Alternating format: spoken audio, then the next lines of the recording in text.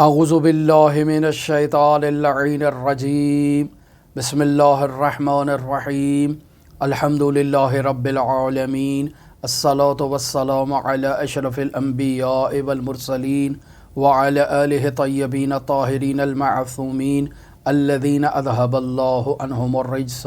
وطہرہم تطہیرا اللہم صل علی محمد وآل محمد وعجل فرج قائم آل محمد۔ عزیزان، نہایتی حساس اور نہایتی اہم موضوع کی طرف اشارہ کرنا چاہتا ہوں،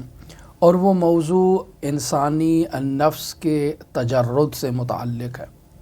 یعنی انسان کا یہ نفس مادی نہیں ہے، بلکہ مادے سے مجرد ہے، خالی ہے، پاکیزہ ہے، اور اس نفس انسانی کو زمان و مکان پر تسلط اور کنٹرول حاصل ہے۔ حکماء اور فلاسفہ ایک بحث بیان کرتے ہیں، اور اس بحث کا محور یہ ہے کہ انسانی نفس زمان اور مکان کے ماتحت نہیں ہے، بلکہ انسانی نفس جو انسان کے بدن میں موجود ہے، کسی خاص نقطے یا کسی خاص مکان پر وہ موجود نہیں ہے کہ آپ انسان کی کھوپڑی پر ہاتھ رکھ کر کہیں کہ انسان کا نفس اس کھوپڑی کے اندر ہے، یا انسان کے دل پر ہاتھ رکھ کے کہیں کہ انسان کا نفس اس دل کے اندر ہے۔ نہیں، بلکہ انسانی بدن پر انسانی نفس کو کنٹرول اور عبور حاصل ہے۔ انسانی نفس بدن کے کسی خاص نقطے اور کسی خاص مقام پر بیٹھا ہوا نہیں ہے۔ یہ انسان کا بدن مادی بدن ہے، جبکہ انسان کا نفس مادی نہیں ہے، بلکہ مادے سے مافوق مجرد عن المادہ ہے۔ سوال کیا جا سکتا ہے کہ آپ نفس انسانی کے تجرد پر کیا دلیل پیش کر سکتے ہیں؟ ہم نفس انسانی کے تجرد پر دلیل کے طور پر انسان کے خواب کو پیش کر سکتے ہیں۔ یعنی انسان جب سوتا ہے تو عالم رؤیا میں وہ خود کو مشاہدہ کرتا ہے کہ وہ ایک ایسے مقام پر موجود ہے، مثلا پاکستان میں کسی خاص مقام کی طرف آپ اشارہ کر لیں کہ وہ اس شہر میں موجود ہے، فلاں وقت ہے اور کوئی واقعہ رونما ہو رہا ہے۔ اب یہ شخص خواب سے بیدار ہوتا ہے، جب وہی دن آتا ہے تو اسی مقام پر یہ کسی نہ کسی مناسبت سے پہنچ جاتا ہے، اور عین وہی واقعہ جو اس نے عالم رؤیا میں مشاہدہ کیا ہوتا ہے وہ وہاں اس کے لیے محقق ہو جاتا ہے۔ اس رؤیا کو رؤیائے صادقہ کہا جائے گا، کہ جس رؤیائے صادقہ میں اس انسان نے مستقبل میں کسی خاص وقت میں کسی خاص جگہ پر ہونے والے کسی واقعے کو پہلے سے عالم رؤیا میں مشاہدہ کر لیا۔ یہ اس بات کی دلیل ہے کہ انسان کا نفس مجرد عن المادہ ہے اور زمان اور مکان سے مافوق ہے۔ یہاں ایک واقعہ آپ کی خدمت میں اسی مطلب کو واضح کرنے کے لیے اور بسط الزمان سے متعلق، یعنی انسان کا نفس اس کے لیے بسط الزمان کی کیفیت آئے، یعنی زمانہ اس کے لیے پھیل جائے، ایک مخصوص وقت اس کے لیے پھیل جائے، اور انسان اس پھیلے ہوئے وقت میں مختلف کام انجام دے۔ جیسے گزشتہ واقعہ ہم نے آپ کی خدمت میں بیان کیا اس صوفی زرگر سے متعلق، کہ جو نفس انسانی کے تجرد کے موضوع پر دلیل کے طور پر بیان کیا جا سکتا ہے کہ جہاں انسان کے لیے بسط الزمان کی کیفیت رونما ہوئی اور انسان اسی مادی بدن کے ساتھ مختلف مقامات پر گھومتا رہا، سیر کرتا رہا، مختلف کام انجام دیتا رہا۔ آیت اللہ طحلانی کتاب روح مجرد میں اپنے 8ویں سفر کے دوران اس واقعے کو بیان کرتے ہیں۔ فرماتے ہیں کہ میں نجف اشرف میں مرحوم سید ہاشم حداد موسوی کے ساتھ حضرت سید الاوصیاء امیر المؤمنین علی ابن ابی طالب علیہ آلاف التحیت و ثنا کی زیارت کے لیے جا رہا تھا۔ راستے میں اس عقیدت مند آغا حداد نے اپنی زندگی سے میرے لیے ایک واقعہ بیان کیا کہ جس واقعے میں اسی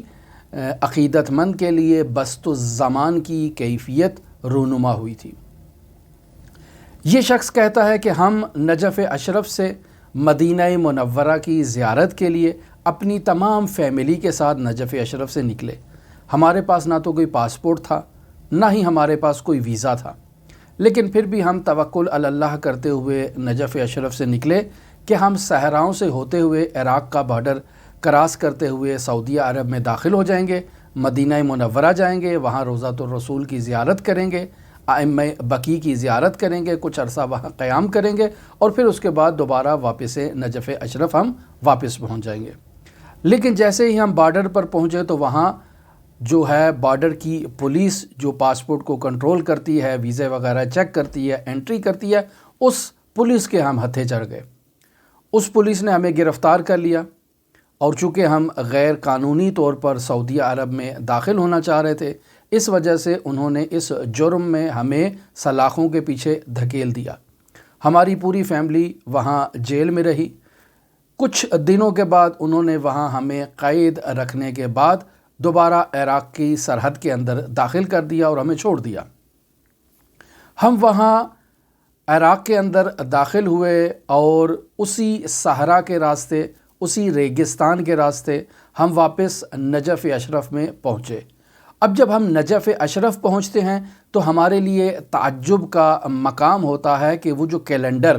جس تاریخ کو ہم نجف اشرف سے نکلے تھے، اسی تاریخ میں ہم واپس نجف اشرف پہنچ گئے اور ہمارے لیے تاریخ تک تبدیل نہیں ہوئی۔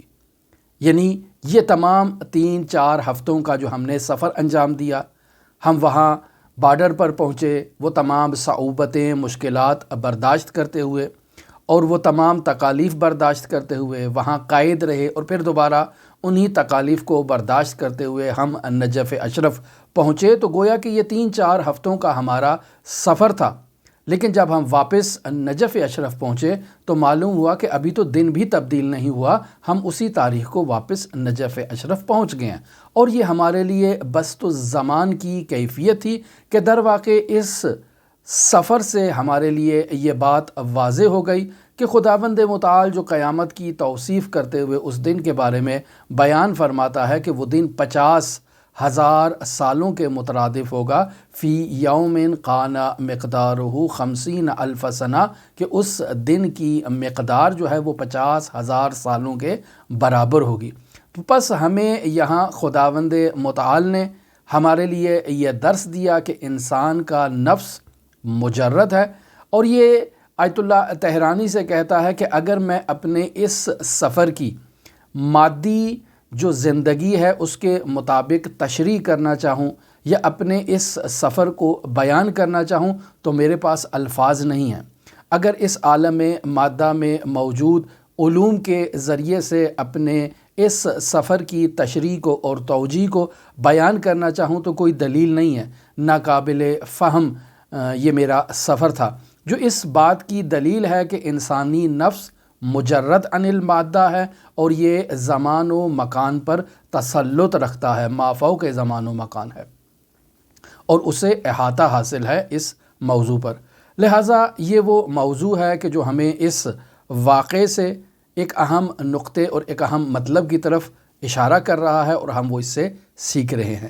یہ آج ہم نے بسط الزمان کی کیفیت بیان کی۔ اگلے درس میں ہم طی الزمان سے متعلق واقعہ آپ کی خدمت میں بیان کریں گے۔ ہماری دعا ہے کہ خداوند متعال ہمیں علم نور عطا فرمائے اور اپنی نورانی معلومات سے ہمارے قلوب کو منور فرمائے۔ آپ تمام عزیزان کے لیے امام علی ابن موسیٰ رضا علیہ الاف و تحیت و ثنا کی نورانی بارگاہ میں نائب الزیارہ بھی ہیں اور دعا گو بھی ہیں۔ اللہم صلی علی محمد و آل محمد وعجل فرج قائم آل محمد۔